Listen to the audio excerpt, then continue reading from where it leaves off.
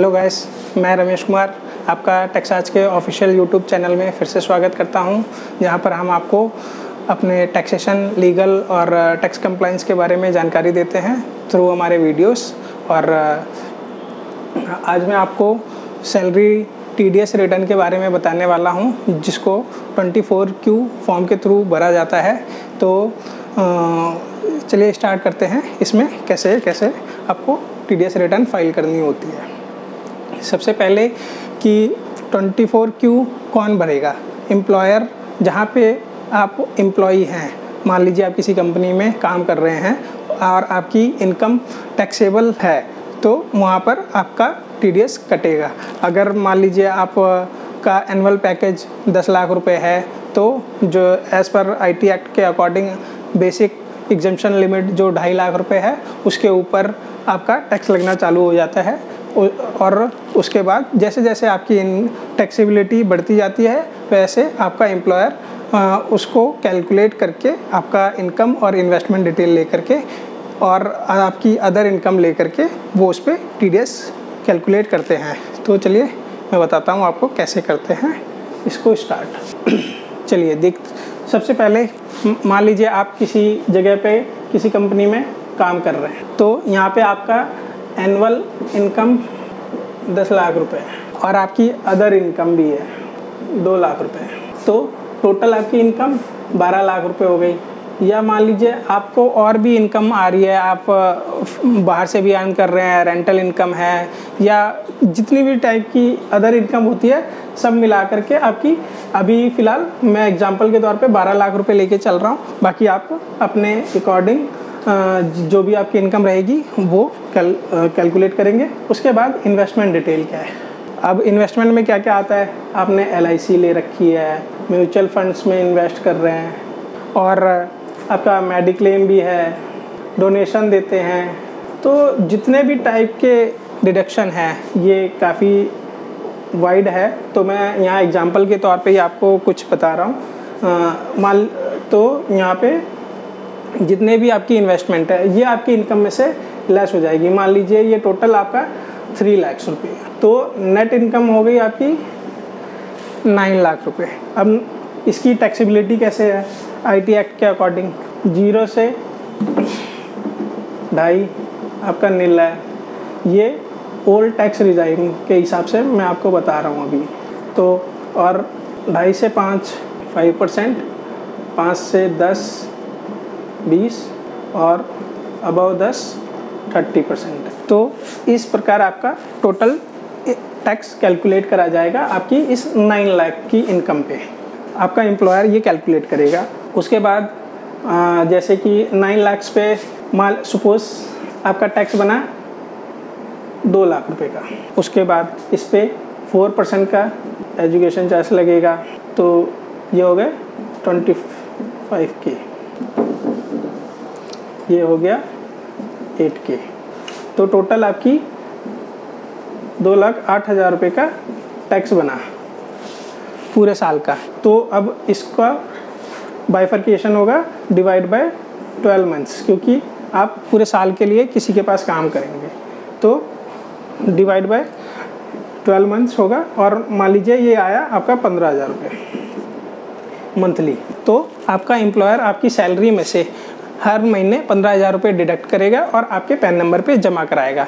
अब मैं उसके बारे में आपको बताऊंगा कि वो कैसे आपका TDS रिटर्न फाइल करते हैं और आपके पैन पे जमा कराते हैं। TDS रिटर्न क्वार्टरली होती है।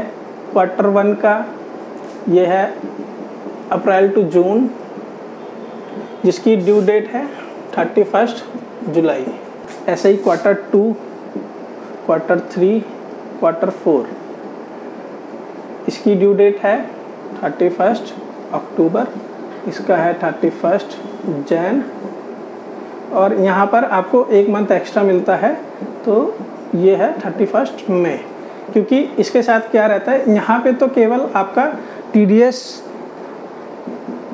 जितना एम्प्लॉयर ने डिडक्ट करा है वो क्वार्टरली फाइल करेंगे, और क्वार्टर 4 में क्या होता है, वहाँ पे आपको पूरा सैलरी की डिटेल भी डालनी होती है, जो फॉर्म 16 पार्ट भी जनरेट करता है आपका सैलरी सर्टिफिकेट। ये हो गई ड्यू डेट्स के बारे में कि कैसे ड्यू डेट्स है।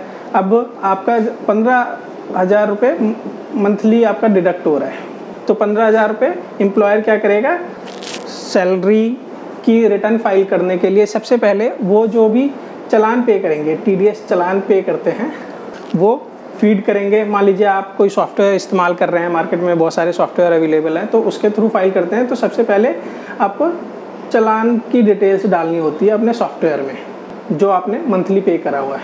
फिर उसके बाद आपने मान लीजिए 1.5 लाख रुपए टैक्स पे करा पहले महीने अप्रैल में, 1.5 लाख रुपए का एम्प्लॉयर ने TDS जमा कराया है। तो 1.5 लाख में कितने एम्प्लॉई हैं आपके पास, 2 एम्प्लॉई हैं, 5 हैं, 7 हैं, इन 7 एम्प्लॉई का TDS जमा कराया हुआ है। तो अभी 1.5 लाख को पूरा कंज्यूम करना रहेगा कि आपने एक बंदे का 10,000 जमा कराया, किसी का 12 कराया, किसी का 15 कराया, किसी का 20 कराया। तो ऐसे करके आपको पूरे 1.5 लाख जितना भी उन्होंने TDS जमा कराया उसको पूरा कंज्यूम करना रहेगा। उसके बाद वो जनरेट करेंगे FVU फाइल, जो कि इनकम टैक्स पोर्टल पे अपलोड होती है।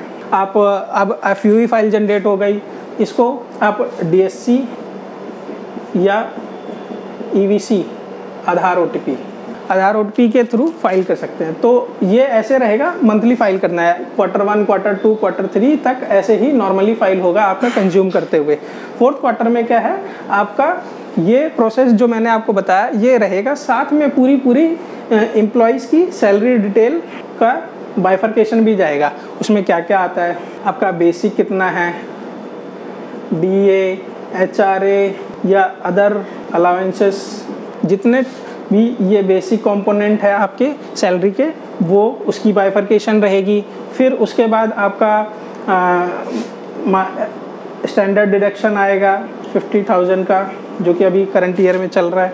उसके बाद आपकी इन्वेस्टमेंट डिटेल, मान लीजिए आपका 80C में है डिडक्शन 1.5 लाख रुपए का, 80D हो गया, इसमें 75 मैक्सिमम है। तो ऐसे करके, या 80G हो गया, आप डोनेशन देते हैं, तो इन सब का आपको उसके अंदर डिटेल मिलेगा कि आपका एम्प्लॉयर ने किस किस हिसाब से आपका डिडक्शन दिया हुआ है, जो आप एम्प्लॉयर आपके से साल के शुरुआत में ही मांगता है कि अप्रैल से ही उनको TDS काटना होता है, तो वो आपसे स्टार्टिंग में ही ये सारी डिटेल मांगते हैं एम्प्लॉय से। तो आप जो भी डिटेल प्रोवाइड कराते हैं उसके बेस पे आपका TDS कैलकुलेट होता है, और एनुअली ये प्रोसेस रहता है फाइल करने का। अब ये फाइल हो गया।